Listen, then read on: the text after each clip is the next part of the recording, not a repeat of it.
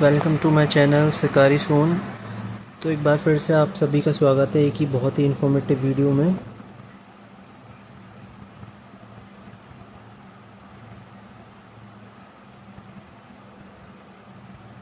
तो सॉरी, चलो हम आज की वीडियो भाई बहुत ही इंपॉर्टेंट होने वाली है। आज की वीडियो में बताऊंगा मॉक स्ट्रेटजी। अगर आप बिगिनर्स हैं या एक्सपीरियंस हैं, दोनों के लिए डिफरेंट स्ट्रेटजी बताऊंगा। एसएससी एमटीएस एग्ज़ाम के लिए और कोई भी एग्ज़ाम के लिए आप फॉलो देख सकते हैं इस वीडियो को। तो भाई आज की वीडियो मेरे बारे में आप जानते हैं, मुझे मिनिस्ट्री ऑफ कल्चर दिल्ली मिला हुआ है। बार बार मैं अपना इंट्रोडक्शन नहीं दूंगा, आप सब जानते हैं। तो आज की वीडियो भाई हम शुरू करते हैं। आज की वीडियो मॉक की स्ट्रेटजी कैसी होनी चाहिए। भाई मॉक देने के काफ़ी फ़ायदे होते हैं।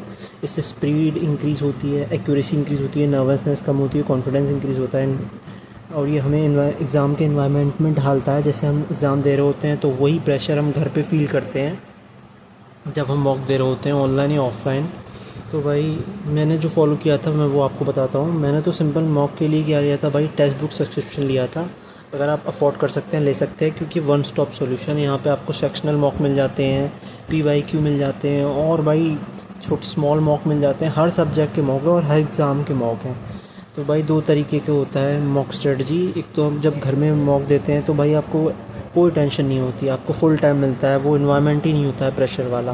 और एग्ज़ाम में क्या होता है भाई, एग्ज़ाम में लिमिटेड टाइम है और इतना प्रेशर रहता है कि सब जल्दी जल्दी करना होता है। तो वही मैं बताऊँगा आपको कि आप घर पे बैठे बैठे कैसे इन एग्ज़ाम वाले माहौल के लिए तैयार कर सकते हैं खुद को। चलिए शुरू करते हैं। भाई दो तरीके के मॉक होते हैं, एक सेक्शनल मॉक होते हैं, एक फुल लेंथ मॉक होते हैं। और मैं बताऊंगा सेक्शन मॉक आपको कब देना चाहिए और किसे देना चाहिए, और फुल लेंथ मॉक किसे देना चाहिए। सेक्शन मॉक में भी दो आते हैं, एक टॉपिक वाइज होते हैं और एक फुल होते हैं। जैसे टॉपिक वाइज, जैसे भाई मतलब इंडस वैली सिविलाइजेशन है, इसके 10 क्वेश्चन आ गए, और हड़प्पा सिविलाइजेशन इसके 10 क्वेश्चन, ऐसे ही टॉपिक वाइज होते हैं। फुल मतलब भाई full history, ancient history, full mock ऐसे होते हैं। क्वेश्चन आते हैं सारे एंशियंट जितने भी टॉपिक है उन सब में से क्वेश्चन आते हैं। तो इस तरीके होते हैं। टॉपिक वाइज मैं सलाह दूंगा, अगर आप बिगनर्स हैं तो टॉपिक वाइज करिए। जैसे एक एक टॉपिक को, Indus valley civilization, Harappa culture, या फिर डांस, फोक डांस फेस्टिवल, ये एक एक लेके चलिए। तो आप बिगनर के लिए टॉपिक वाइज कीजिए। अगर बिगनर नहीं है, थोड़ा बहुत कर चुके हैं सिलेबस, तो आप फुल मॉक पे जाइए। पूरी हिस्ट्री में जैसे एंशियंट हिस्ट्री एक साथ मॉक आया, मॉडर्न हिस्ट्री एक साथ मॉक आया, ऐसी जोग्राफी ऑफ इंडिया और जोग्राफी ऑफ वर्ल्ड अलग अलग है तो इंडिया का एक साथ मॉक, ऐसे कर सकते हैं। और नेक्स्ट जो होता है भाई फुल लेंथ मॉक होता है। फुल लेंथ में क्या होता है भाई, आपका सब आता है, रीजनिंग आती है, मैथ आता है, इंग्लिश, जीके, ये पूरा। अगर आपका सिलेबस कंप्लीट है तो ही करें फुल सिलेबस सब्जेक्ट। अगर आपके सारे दोनों कंप्लीट है, सिलेबस भी और सब्जेक्ट भी, तो ही आप फुल मॉक पे जाएं, वरना उससे पहले अगर आप बिगिनर हैं तो सेक्शनल मॉक देते रहिए। सो मूविंग ऑन, 50% सिलेबस ख़त्म, देन फुल सब्जेक्ट। अगर आपका मान लीजिए 50% हिस्ट्री आधी ख़त्म हो गई है, जैसे एंशियंट हो गई है और मिडवल कंप्लीट हो रही है, तो फुल सब्जेक्ट का मॉक दीजिए भाई। जैसे एंशियंट हिस्ट्री का पूरा मॉक, मिडवल हिस्ट्री का पूरा मॉक, ऐसे दीजिए। और ऐसे ही आपका मैक्सिमम सिलेबस कंप्लीट हो। अगर फुल देना है, अगर आप फुल लेंथ देना चाहते हैं, रीजनिंग, मैथ्स, जीके, इंग्लिश का आपका पूरा सिलेबस कंप्लीट होना चाहिए। सेक्शनल टेस्ट आप उसके बाद दे सकते हैं प्रैक्टिस के लिए, लेकिन आपको सिर्फ सेक्शनल ही देने हैं। 50% के बाद ही आपको फुल लेंथ देने हैं। इसमें क्या होता है 60 to 70, अगर आपका 60 to 70% सिलेबस ख़त्म है तो ही फुल लेंथ मॉक के लिए जाइए यहाँ के लिए। वरना अगर आपका कम ही है भाई 20 से 30%, तो भाई सेक्शनल पे ही चलते रहिए, धीरे धीरे सिलेबस ख़त्म करिए, फिर इस कैटेगरी में आना जहाँ फुल लेंथ आप दे सकें। और सेक्शन मॉक प्रैक्टिस के लिए होता है फुल लेंथ। और टॉपिक वाइज, इफ़ कोई टॉपिक वीक हो, जैसे मान लीजिए भाई कोई टॉपिक वीक है, मान लो भाई मेरा ज्योग्राफी में आपका सॉइल टॉपिक होता है, सॉइल वीक है, तो आपका सिलेबस भी कंप्लीट है, तो आप सॉइल टॉपिक के मॉक दीजिए, sectional mock only of soil topic. ये होता है टॉपिक वाइज सेक्शन मॉक, ऐसे दीजिए। अगर आपका सिलेबस कंप्लीट है तो फिर तो भाई ये दीजिए फुल लेंथ। ये देने की आपको ज़रूरत नहीं है सेक्शनल वगैरह। ये तो हाँ, आप प्रैक्टिस के लिए सेक्शनल मॉक दे सकते हैं। जैसे कोई सब्जेक्ट वीक हो, जैसे जीके वीक है, तो जीके के कुछ चैप्टर के सेक्शन मॉक दे दिए, उसके लिए आप सेक्शन मॉक दीजिए। वरना अगर आपका सिलेबस पूरा कंप्लीट है तो भाई आप फुल लेंथ मॉक के लिए जाइए, आपके लिए बेस्ट है। और नेक्स्ट, मूविंग ऑन नेक्स्ट, अगला डाउट आता है बच्चों का, सर हम कितने मॉक देना है और कब देना है, कितने मॉक दें और कब देना है, टाइमिंग बताइए, कैसे करें। तो भाई मैं आपको एक सीधी सी बात बता दूँ, जब मैं तैयारी कर रहा था तो मैंने भाई कम से कम 100+ मॉक दिए हैं इसी बार एमटीएस के। फुल लेंथ मॉक दे रहा हूँ, बात कर रहा हूँ मैं, जिसमें सारे सब्जेक्ट आते हैं। ऐसा नहीं है कि मैंने बस एमटीएस के दिए हैं या सीएचएसएल एक ही एग्ज़ाम को टारगेट करते दिए हैं, नहीं, मैंने सारे सीजीएल के मॉक दिए, सीएचएसएल के मॉक दिए, सीपीओ के मॉक दिए, इंग्लिश और जीके की बता रहा हूँ, खासकर इनसे सारे दिए। मैथ तो बस एमटीएस के इनफ है वो। तो ऐसा नहीं है आप एमटीएस की तैयारी कर रहे हैं तो सिर्फ आप एमटीएस के पेपर देंगे, नहीं यार, प्रीवियस ईयर सारे देने हैं आपको, कम से कम 100 तो आपके मॉक हो जाने चाहिए एग्ज़ाम तक आने से पहले। सो अगले डाउट्स बढ़ते हैं कि कितना देना है, कब देना। अगर आप बिगिनर हैं, जैसे मान लीजिए आप बिगिनर हैं, अभी स्टार्ट किया है, और अगर रिपीटर है, बिगिनर है तो भाई एक टॉपिक कंप्लीट हो गया, जैसे हिस्ट्री में आपका इंडस वैली सिविलाइजेशन कंप्लीट हो गया, तो भाई उसके तुरंत बाद मॉक खोल लीजिए, सेक्शनल मॉक दो और देखो कितने नंबर है।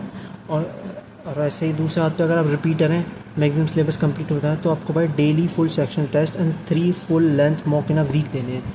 आपको डेली सेक्शनल टेस्ट देने हैं किसी भी सब्जेक्ट के, जो भी आपका वीक है, और वीक में 3 फुल लेंथ देने हैं भाई, जैसे मंडे टू सैटरडे तक 3 मार्क देने हैं। आप कोई सी भी टाइमिंग दीजिए और अच्छे से दीजिए उन्हें, फिर उन्हें एनालाइज़ कीजिए जो भी गलती है। ये नहीं भाई कि मॉक दिया तो आगे बढ़ते रहे, ऐसा कुछ नहीं होगा भाई, इससे काम नहीं होगा।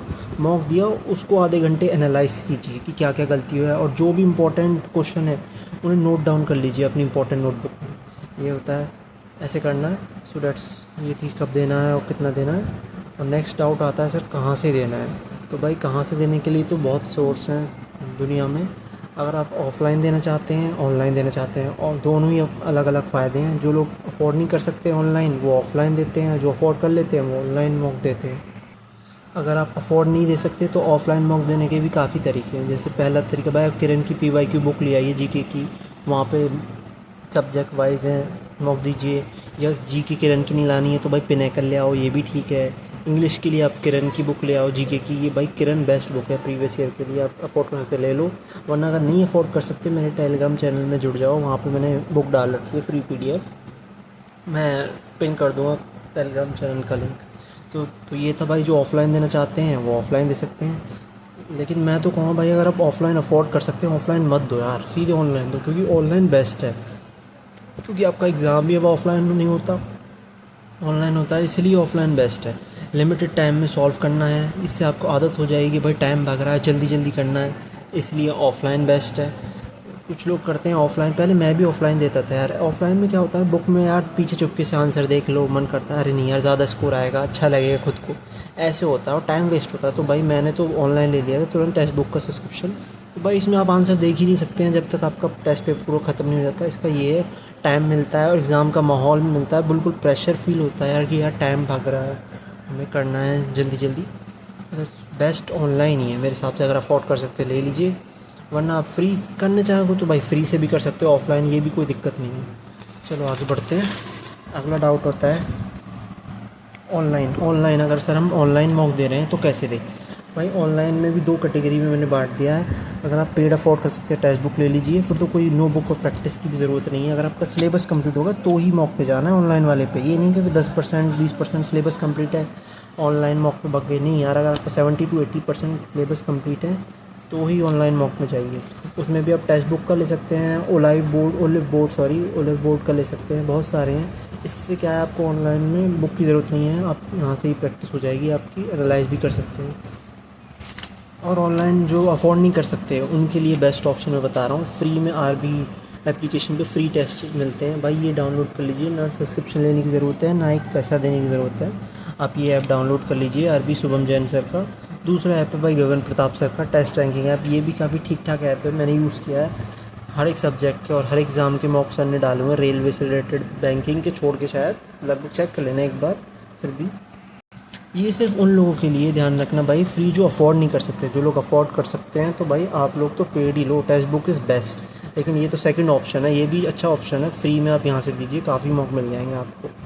और लाइव टेस्ट भी दे सकते हैं, जब एग्ज़ाम नियर आएगा ना, लाइव टेस्ट तभी देने हैं, उससे पहले अभी मत देने लग जाना। दे सकते हैं लेकिन मैं तो कह रहा हूँ, मैंने तो भाई लाइव टेस्ट दिए थे। RW कराता है, ओलाइव बोर्ड कराता है, टेक्स्ट बुक कराता है।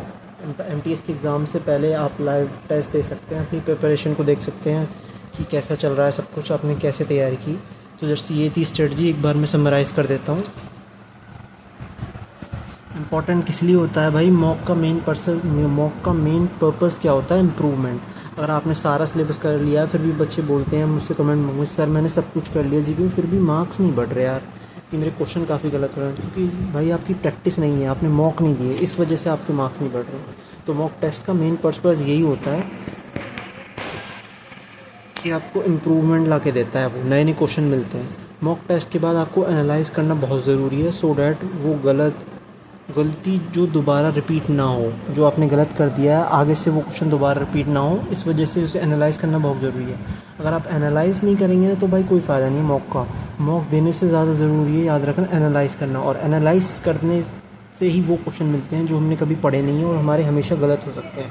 तो ये स्ट्रेटजी फॉलो करना आप, जो भी नया क्वेश्चन मिले उसे लिख लेना अपनी नोटबुक में। मेन टारगेट जो टॉपिक कंप्लीट है उसमें नो गलती। मेन टारगेट क्या होना चाहिए आपका मॉक देते टाइम, कि आपका जो टॉपिक कंप्लीट है, आपका पक्का टॉपिक है, ज्योग्राफी जैसे पॉलिटी में कोई आपका पक्का टॉपिक है आर्टिकल, तो भाई कोशिश करना मॉक में वो बिल्कुल गलत ना हो आर्टिकल। उससे क्या होगा, अगर गलत हुआ तो आपका कॉन्फिडेंस डाउन हो जाएगा, नहीं होगा तो कॉन्फिडेंस बूस्ट हो जाएगा। इसलिए टारगेट ये रखना मैंने जो पढ़ा है वो बिल्कुल गलत ना हो।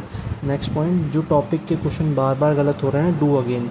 जैसे मान लो कोई टॉपिक है भाई सॉइल ऑफ इंडिया से रिलेटेड, एलुवियल सॉइल से रिलेटेड क्वेश्चन हर बार गलत हो रहा है, तो भाई उसे बार बार करें। एक बार नोटबुक में उतार लें, उसके बारे में रिसर्च करें, बुक से नोट से दोबारा पढ़ें और दोबारा देखें ये क्वेश्चन आए तो वो दोबारा अटैम्प्ट सही जाना चाहिए, ऐसे करें। और नेक्स्ट पॉइंट है नोट डाउन न्यू क्वेश्चन। ये मैंने बता दिया है, जो भी न्यू क्वेश्चन आता है उसे एक कॉपी बना लीजिए, वहाँ नोट डाउन कर लीजिए। जो भी मॉक में गलत हो रहे हैं, इंपॉर्टेंट आपको लग रहे हैं, वो उतार लीजिए। नेक्स्ट पॉइंट है new vocab and rules, important है ये भी। मॉक देते हैं आपको नई वोकैब मिलती है, इंग्लिश के नए रूल्स मिलते हैं। काफ़ी क्वेश्चन ऐसे आते हैं इंग्लिश में जो आप नहीं कर सकते पढ़ने के बावजूद भी, तो उन्हें भी तुरंत नोट कर लीजिए नोटबुक में।